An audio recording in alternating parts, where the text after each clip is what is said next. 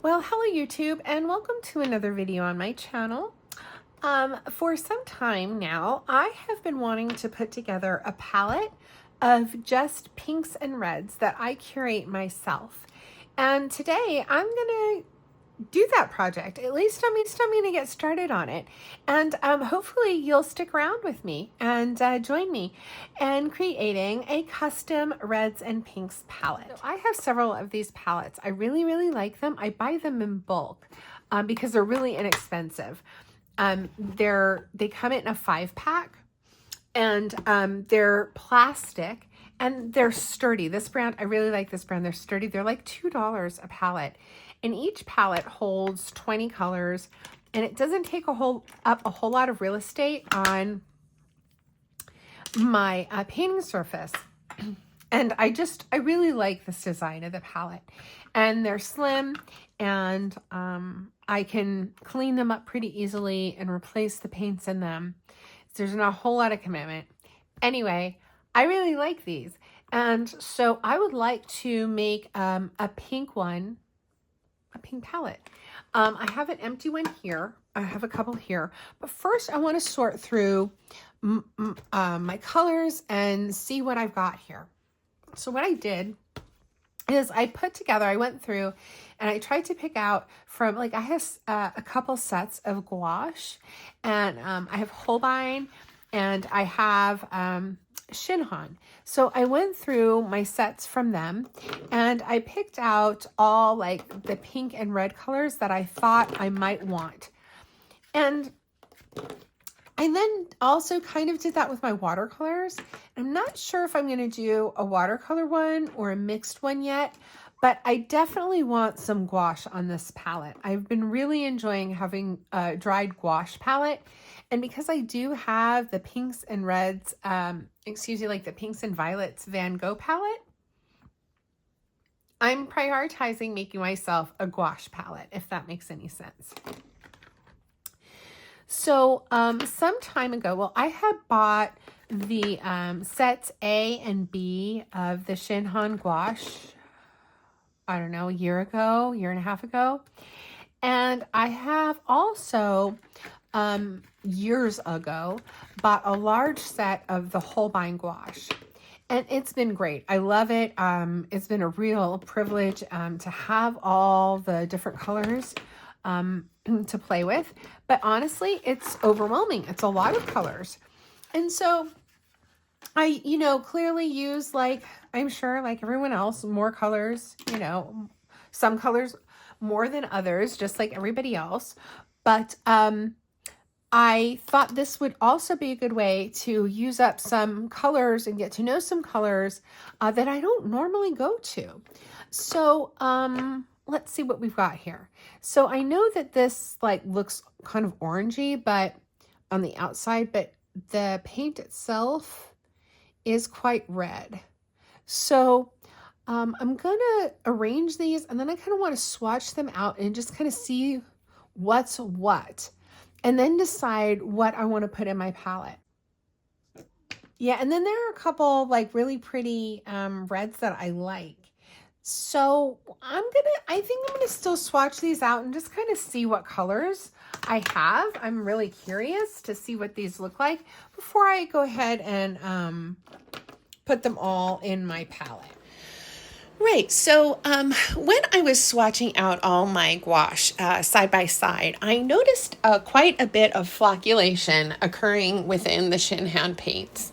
Now, this is something that I have noticed before, but swatching it out side by side, just brand next to brand, I really amplified the amount of flocculation that was showing up with Shinhan paints. So flocculation, if you're not familiar, looks almost like scaling of the paint is how I describe it. Flocculation is the technical term. It's when there's fillers added and whatnot. It can be confused for granulation. It almost looks like a granulating paint at first, but then when you look closer, it's got like this kind of scaly consistency, and it just looks different than granulation, and the best way I can describe it is scaly. Like I said, this is something that I have noticed in the past with the Shinhan paints, but it wasn't too loud in my piece, if that makes sense, for some reason. But swatching it side by side, it was really amplified, like I said. So I decided to go ahead and sell both sets of gouache. I have so much of it, and quite frankly, there are other art supplies that I want. So I've been doing a bit of a purge. So please subscribe if you haven't already, because that's an upcoming video about my buying and selling art supplies on eBay. So if you're curious about what happened to the Shinhan gouache and what I got to replace it, please stay tuned, and I will show that definitely soon on my channel. Now here's an up close look at that flocculation, and this is what I'm commenting on in the video right now. You can see with the Shinhan Magenta, it does not look like granulation, it's flocculation. And so I had to part with it, sadly. This thing is the absolute best. It's it's from Golden, actually, and it's great because you can just grip it, and it has different sizes. You can just, and it just makes it really easy, and not just to open it, but to like close up your paint tubes so that they don't dry out on you. Okay, now here's the fun stuff. Let's just make sure. 1, 2, 3, 4, 5, 6, 7, 8, 9, 10, 11, 12, 13, 14, 15, 16, 17, 18, 19, and then white. Hey, okay. I'm excited. I'm excited. Now is the time to fill the palette after all our hard work. Okay, so what I have just done is I've washed my palette with just water and a piece of this.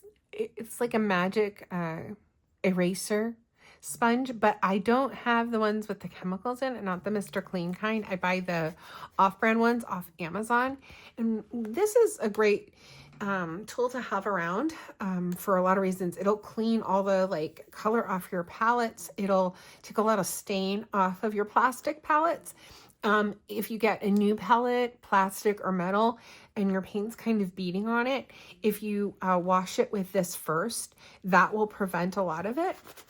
Because what happens is this magic eraser is almost like a very, very micro sandy paper, and it just abrases the surface just slightly so that it doesn't bead, your water just doesn't bead off. And also it provides just a little bit of a grip for your watercolor and gouache in these little wells here. So if you just kind of agitate them a little bit like that and buff up your paint wells, then hopefully when it dries, they won't pop right out.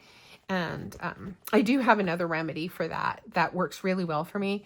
It's this bottle. I put just water in it with a drop of clove oil, and I spray my palette with it before I paint. And for some reason, I think that one little drop of clove oil adds like just enough moisture, just enough moisture to the paint where it, like, I don't know if you can see, it's like kind of has this nice, yeah, it's gripped in there. I don't know what it does, but it helps. So there's that. So I am gonna now fill the paint palette, which is like so satisfying, right? I've got my like legend here off to the side where I can see what I'm going to be doing first. All right, so enjoy. What is that? Oh, piece of paint. Piece of gouache. All right, yay, let's go.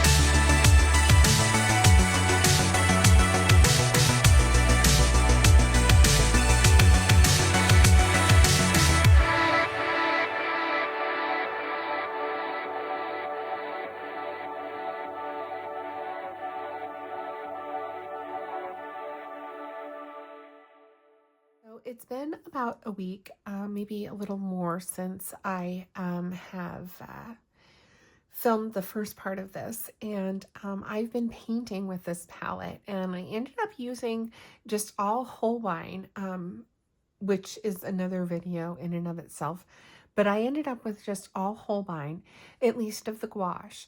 And after painting for a few days, the first few pieces, I decided that I did want to add some watercolor. I did not film the whole like decision-making process, but I tried to spare you all. But I did go through the whole decision-making process, and I want to share with you what I ended up with. Here, this is where like my real watercolors start. I mean, here, those are watercolors, but they're, you know, mixed with white. But here I chose Purulene Violet for this spot. I thought this would be a nice addition, and I tested out by just putting a dot of it on my palette first and kind of seeing where I was going with that.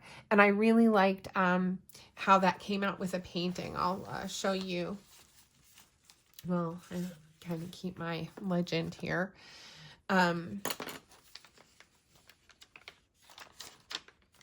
Yeah, so I did this cherry blossoms, and I felt like I was real limited with just the burnt sienna. So I tested some Purulene Violet, and I absolutely loved it.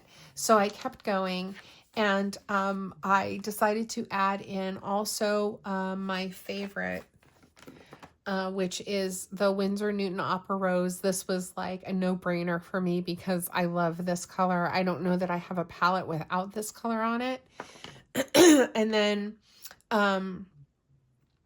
I chose also Winsor Newton Cotman Permanent Rose for this next spot, which I really like. Their Cotman Permanent Rose is beautiful. I don't know that I've ever used like their professional, because this tube I've just clearly had forever, but I really do like it. And then the next one I chose, Van Gogh's Quin Rose for this next spot here. And then following that, I chose, you know what? I chose, where's the little tube? I just had it. Oh, no. Be right back. Well, I must have put it away. I did. I put it back. Here I put in Rose Madder from Mission Gold. And in this spot here, and then in this spot here, I chose the Red Brown from Mission Gold, and that's just PBR 25. And I knew that I wanted that PBR 25 would be like a nice additional pigment. So that's what I chose. Here, I'll show you the swatch. This is, here's Mission Gold's Rose Madder. That's the one that I chose for this one here, this spot here that I just don't have the tube of.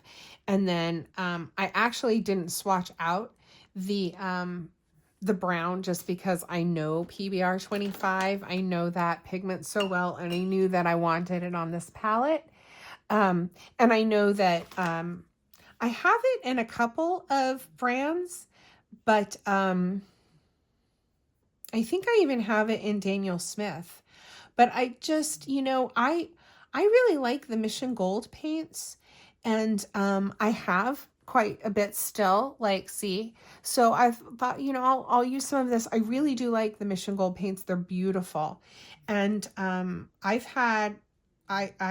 painted with this red brown for a long time. It's really so useful to have on your palette, and it's really pigmented, as you can see. So, but that's just PBR 25. And you know who else has, I have this pigment in Rosa Gallery. I have a PBR 25. So yeah, PBR 25 is a great pigment to have. I love that pigment. So, it's like this kind of reddish brown. It's really beautiful. It's transparent, and it's a great mixing color. And it's great on its own.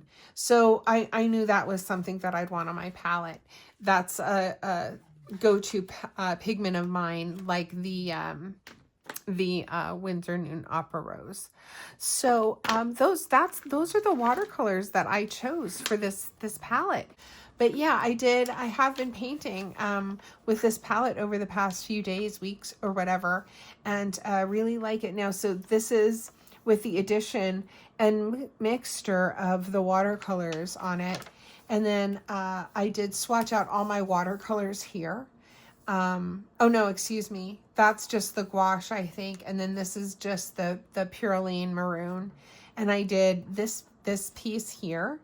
I did this the other night, and I really enjoyed this. This was the Purolene Maroon vase there. And then you know what I did here? I took some of that PBR 25 just real lightly, whatever I had left on my palette here or my desk. And I kind of wanted to, like, you know, distress or make vintage the edges. And so I did. And I love the way that it came out. I really do. I like that. Then I did this one, which I don't know. I think I need some more work. But, you know, I was kind of... I mean, I wasn't really trying to create a masterpiece. I was really trying to see how deep I could get and dark I could get these values. And I put some pencil. I was really, like, overworking it. So I don't know. There's, you know, only so, like, dark I can get with this palette. So, yeah, I don't know. But I'm liking the vibe. I'm liking the vibe. And, yeah. So anyway... Thank you all for staying with me and making a Reds palette. Yeah, please like, subscribe, comment, and hype before you go. That would be so awesome. I don't think I've ever had a hyped video. That would be great. So yeah, and until next time, everybody, take good care. Bye.